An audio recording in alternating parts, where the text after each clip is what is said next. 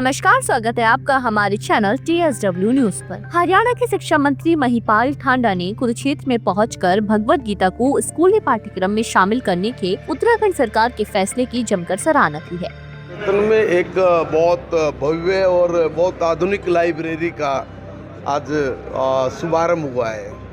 इसमें 21,700 something books हैं, अभी है हर सब्जेक्ट की बुकें, 6 कंप्यूटर के साथ इसको और अत्याधुनिक बनाए जाने का अभी और भी आगे प्रस्ताव है।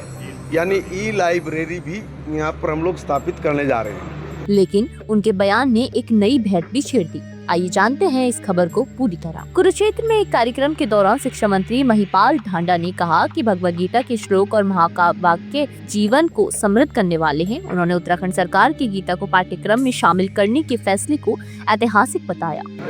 देश के हर अच्छे से अच्छे राइटर रामायण महाभारत से लेके उपनिषद तक हर तरह के साहित्य वो यहाँ पर उपलब्ध है।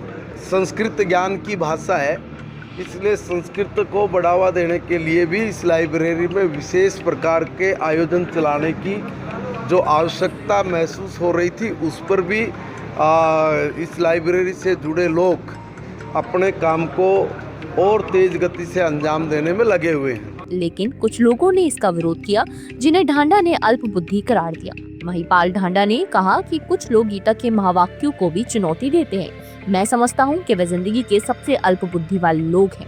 मुझे लगता है कि जब तक हम लोग संस्कृत जैसी 100% परफेक्ट भाषा को अगर पूर्ण तरीके से आगे नहीं बढ़ाएंगे तो आने वाले दिनों में हम बहुत सारी चीज़ों से वंचित रह जाएंगे। अगर हम कंप्यूटर की बात भी करें, उसके लिए अगर कोई 100% भाषा अगर कोई स्टिक बैठती है तो वो संस्कृत है। इसके साथ साथ हमारे बच्चे जो इस कैंपस के नहीं हैं, वो भी अगर नहीं, उनके लिए ही सही मायने में इस प्रकार की लाइब्रेरी चालू हो, ऐसा गीता निकेतन सोसाइटी ने निर्णय लिया। और हजारों की संख्या में ऐसे बच्चे हैं जो अपनी तैयारी करना चाहते हैं मगर वो वंचित हैं। उनको कई बार बुक्स नहीं मिलती, कई बार बैठने के लिए उपयुक्त अच्छा स्थान नहीं मिलता।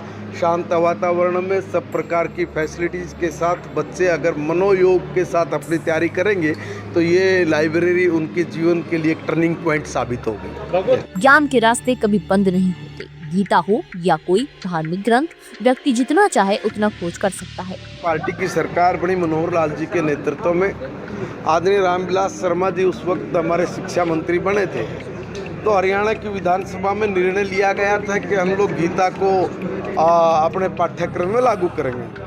तो उसी वक्त से हमने नैतिक शिक्षा में 6वीं 7वीं 8वीं के लिए एक बुक, 9वीं 10वीं के लिए एक बुक और 10वीं 11वीं 12वीं के लिए एक बुक, ऐसा बच्चे की उम्र, उसकी बुद्धि, उसकी समझ के अनुसार इन श्लोकों को नैतिक शिक्षा के पाठ्यक्रम में जोड़ा गया। यही नहीं, रामायण और दूसरे भी जो धार्मिक बुक्स है उनमें भी जो प्रेरक प्रसंग है जिससे पढ़ने के बाद हमारे बच्चे अपने जीवन में अपनाकर अपनी समृद्धि के रास्ते खोलें और संस्कारों से युक्त होकर इस देश की तरक्की, प्रगति, उन्नति में बढ़ावा दे और सहयोगी भी बने। ऐसे जितने भी प्रेरक प्रसंग अलग अलग पुस्तकों में, ग्रंथों में, उनको भी हम लोगों ने सम्मिलित किया हुआ है। इनमें ये ऑलरेडी है, मगर चूंकि आप लोग इसलिए प्रश्न कर रहे हैं कि उत्तराखंड की सरकार ने भी अभी एक स्टेप लिया है कि हम लोग पाठ्यक्रम में गीता को जोड़ेंगे। ये बहुत ही सराहनीय कदम है और इसके साथ साथ कुछ लोगों ने इसका विरोध भी शुरू किया।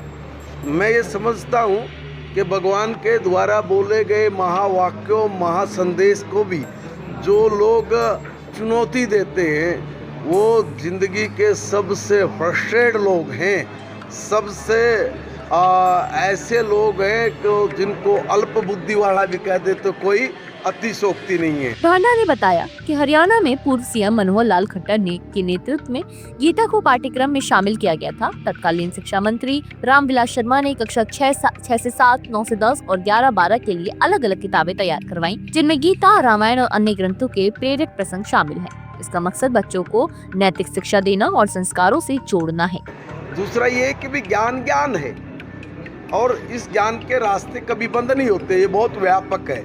मैं अगर ये बोलूं कि हमारे यहाँ तो इतनी स्वतंत्रता है गीता में भी और हमारे सभी धार्मिक ग्रंथों में भी कि जो जितना उड़ना चाहे उड़े, जो जितनी खोज करना चाहे करे, जो अपने आध्यात्मिक जीवन को जितना व्यापक और समृद्धशाली बना सके बनाए। मगर बहुत सारे तो क्या, बाकी सब लोग तो एक जगह तक अटक गए, वो उनसे आगे ना सोच सकते, ना बढ़ सकते, ना उनको उसकी इजाज़त है। हमारे ही ग्रंथ, हमारे ही महापुरुष ऋषि मुनि वो ये दुनिया के सामने कह पाए कि अहम ब्रह्मास्मि, मैं ब्रह्म हूँ। बाकी कोई बोल के दिखाए, पता लग जाए। टांडा ने कहा कि ज्ञान व्यापक है और धार्मिक ग्रंथ बच्चों को जीवन में सही रास्ता चुनने के लिए प्रेरित करते हैं, लेकिन इस मुद्दे पर विरोध भी सामने आया। कुछ लोग इसे धार्मिक शिक्षा का बढ़ावा मानते हैं, जबकि समर्थक इसे सांस्कृतिक मूल्यों का हिस्सा बताते हैं। गीता को पाठ्यक्रम में शामिल करने का यह मुद्दा अब नई बहस का केंद्र बन गया है। क्या यह कदम बच्चों को नैतिकता की राह दिखाएगा या यह सियासी रंग लेगा? हमारे साथ बने रहें, हम लाएंगे आपके लिए हर अपडेट। ये थी हमारी संवाददाता पवन चोपड़ा की रिपोर्ट। कमेंट में बताएं और हमारे चैनल TSW को सब्सक्राइब करना ना भूलें। वीडियो को अपने संगी साथियों के साथ शेयर करें। धन्यवाद। ऐसे ही तमाम बड़ी खबरों से जुड़े रहने के लिए हमारे YouTube channel TSW news Hindi को सब्सक्राइब करें। वीडियो को लाइक, कमेंट, शेयर करना बिल्कुल ना भूलें।